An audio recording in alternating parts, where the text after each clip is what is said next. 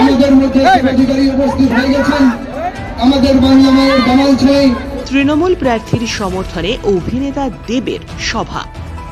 রাজনীতির জন্য দেশ ভাগ করবেন না, অনেক কষ্ট করে আমাদের দেশ স্বাধীন হয়েছে, কাজের নিরিখে ভোট দিন। কোন দলকে ভোট দেবেন আমি বলবো না। পশ্চিমবঙ্গে আমাদের সরকার কি কাজ করেছে আর কেন্দ্রে থাকা সরকার কি কাজ করেছে বিচার বিবেচনা করবেন আপনারাই বলবেন ধর্ম নিয়ে রাজনীতি হয় নাকি কোনো রাস্তাঘাট হওয়া, স্কুল কলেজ হওয়া, মন্দির তৈরি হওয়া, এগুলো দিয়ে বিচার হবে।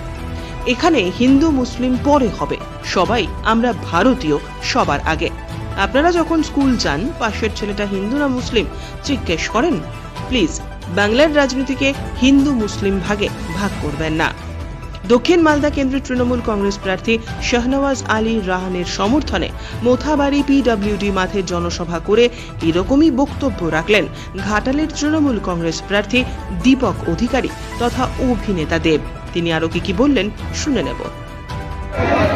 মনে রাখবেন, কোন কংগ্রেস নাই, বিজেপির বি টিম আছে, অধীর চৌধুরী হচ্ছে।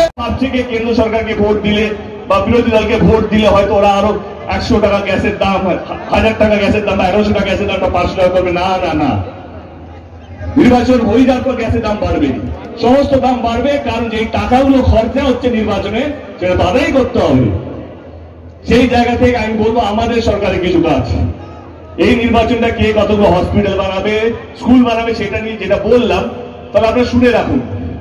এই ডিস্ট্রিক্টে আমাদের সরকার 2013 পর থেকে অনেকগুলো সুপার স্পেশালিটি হসপিটাল বানিয়েছে, এসএনএসইউ চাইল্ড কেয়ার বানিয়েছে, এবং সবচেয়ে বেশি জরুরি সেটা হচ্ছে একটা গরিব মানুষ যদি বেশি বড় অসুখ হয়ে যায় তারা প্রাইভেট হসপিটালে যেতে পারতো না, কারণ তাদের কাছে পয়সা নেই।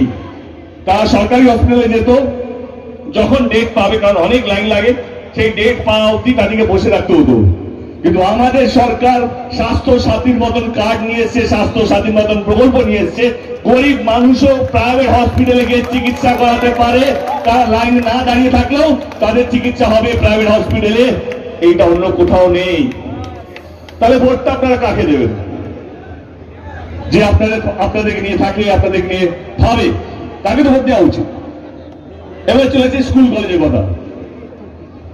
এই ডিস্ট্রিক্টে অনেকগুলো প্রাইমারি স্কুল করা হয়েছে, অনেকগুলো হস্টেল করা হয়েছে, ছেলেদের জন্য আলাদা, মেয়েদের জন্য আলাদা। যারা বাইরে থাকে, গরিব মানুষ, যারা হয়তো বাড়ি ভাড়া করে থাকতে পারবে না, তাদের বাবা মার কাছে অতটা পয়সা নেই, কিন্তু তাদের জন্য ফ্রিতে হস্টেল করা হয়েছে, আইটিআই কলেজ করা হয়েছে, পলিটেকনিক কলেজ করা হয়েছে। এইবার আপনারা বলুন, এই যে আমাদের পরের প্রজন্ম অনেকগুলো বাচ্চাগুলো এসছে এখানে, তারা যেন ভালো পড়াশুনো পায়, শিক্ষা পায়, সেটার জন্য আমাদের সরকার ভেবেছে। এবার আপনারা কাকে ভোটটা দেবেন? আমাদের সরকার এখানেও থামেনি, কিন্তু অনেক গরিব বাচ্চারা আছে, তাদের বাবা মা অতটা ভালো রোজগার করতে পারে না হয়তো, কিন্তু পড়াশোনা অত্যন্ত ভালো। একটা জায়গায় পিছিয়ে যে বাবা মার কাছে পয়সা নেই, সেইখানেও আমাদের সরকার এক পায়ে দাঁড়িয়ে আছে, তাদের কাছে স্টুডেন্ট ক্রেডিট কার্ডের মাধ্যমে 10 লক্ষ টাকা করে লোন দেওয়া হয়, যে গরিবের বাচ্চারাও তারা ডাক্তার হতে পারে, ইঞ্জিনিয়ার হতে পারে, যদি পড়াশোনা যদি ভালো হয়, তা তাদের স্বপ্ন সত্যি করতে পারে। যেভাবে গরম বাড়ছে, 2014 আসার পর থেকে দিদি সবুজ সাথীর মতন প্রকল্প নিয়ে এলো, যেখানে প্রত্যেকটা স্টুডেন্ট সাইকেল পায়। এবার চলে আসি মেয়েদের জন্য। আমাদের রাজ্যের মেয়েদেরকে নিয়েও দিদি অনেক ভেবেছে। আগে মেয়েরা বেশি দূর অব্দি পড়াশোনা করতে পারতো না, কারণ বাবা ভাবতো বেশি কি পড়িয়ে লাভ, তাদের পড়াশোনা করে তাদের বিয়ে করিয়ে দিই। তাদের পাশে দিদি দাঁড়িয়েছে কন্যাশ্রীর মতন প্রকল্প নিয়ে এসে, যতটুকু চাইবে, যতদিন চাইবে মেয়ে পড়তে পারে, তার পাশে আমাদের দিদি, আমাদের সরকার দাঁড়িয়েছে। সেখানে থামেনি। অনেক গরিব পরিবার আছে যারা মেয়ে বিয়ে দেওয়ার জন্য ঠিক মতো অর্থ জমাতে পারে না, তার পাশেও আমাদের দল, আমাদের নেত্রী, আমাদের সরকার দাঁড়িয়ে আছে। রূপশ্রীর মতন প্রকল্প, যেখানে 25,000 টাকা করে দেওয়া হয়। এবার এখানেও থামেনি। এবারে আপনারা বলুন, আমি যেটা প্রথমে বললাম, চিৎকার করে কিছু হয় না। যে সরকার কাজ করবে, কাজ মানুষের সামনে রাখবে, যদি কাজে নিরীক্ষে ভোট হয়, তাহলে দক্ষিণ মালদায় একটা ভোট অন্য কোথাও পড়বে না, সব কটা তৃণমূল কংগ্রেসে পড়বে, যদি কাজে নিরীক্ষে ভোট হয়। কিন্তু এখন ভোটটা তো অনেক কিছু নিয়ে হয়, ধর্ম নিয়ে হয়। কে হিন্দুরা এখন অনেক কষ্টের মধ্যে আছে, একজনই বাঁচাতে পারে, সেটা হচ্ছে একটা দল। আমার একটা প্রশ্ন সবাইকে, সমস্ত নেতাদেরকে, মানুষকে না, আচ্ছা বলুন তো, এই দেশকে স্বাধীন করার জন্য কতগুলো হিন্দু মারা গেছেন, শহীদ হয়েছেন, কতগুলো মুসলিম শহীদ হয়েছেন? এই দেশটা প্রত্যেকটা মানুষ তাদের রক্ত দিয়ে দেশটাকে স্বাধীন করিয়েছে বিদেশি থেকে, ব্রিটিশদের থেকে। আজকে প্লিজ রাজনীতির জন্য মানুষকে ভাগ করবেন না। অনেক কষ্ট করে আমাদের দেশটা স্বাধীন হয়েছে, 250 বছর গোলামি করে।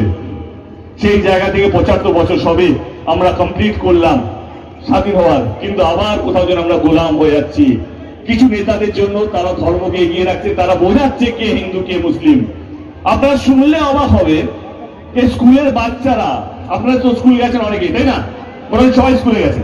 আচ্ছা বলুন তো, আমরা যখন ছোট ছিলাম কখনো ভেবেছিলাম পাশে যে ছেলেটা বসে আছে ও হিন্দু না মুসলিম? কখনো ভেবেছেন আমরা ঈদে কেন আমার অন্য বন্ধুকে ডাকবো? আমরা সবসময় ঈদে আমার বন্ধুর বাড়ি থেকে খেয়েছি, পুজোতে আমরা তার থেকে ডেকেছি। আজকের বাচ্চারা যারা 4th-এ পড়ে, 5th-এ পড়ে, 6th-এ পড়ে, তারা জানে কে হিন্দু কে মুসলিম। তাদের মাথার মধ্যে চলছে হিন্দু মানে হিন্দুর সঙ্গে বন্ধুত্ব করবে, মুসলিম মানে মুসলিমের সঙ্গে বন্ধুত্ব করবে। আমরা কোথায় যাচ্ছি? তাদেরকে হিন্দু মুসলিম জানার বয়স। উত্তরপ্রদেশে পরীক্ষা হচ্ছে, পরীক্ষার খাতা খালি রেখে জয় শ্রীরাম লিখে দিয়ে দিচ্ছে, 50% মার্কস পৌঁছে গেছে তারা। মানে এটা এতটাই খারাপ, যদি বাংলায় পরীক্ষা হয় খালি খাতায় জয় বাংলা লিখে দিয়ে দিয়ে সে 50 মার্ক পাবে, সেটা অতটাই খারাপ হবে যদি হয়। কিন্তু যেই দিকে যাচ্ছে, তাহলে বিশ্বাস করুন যার পড়াশোনা করে লাভ নেই, শুধু জয় শ্রীরাম জয় বাংলা লিখলেই হয়ে যাবে। আপনারা কি চান?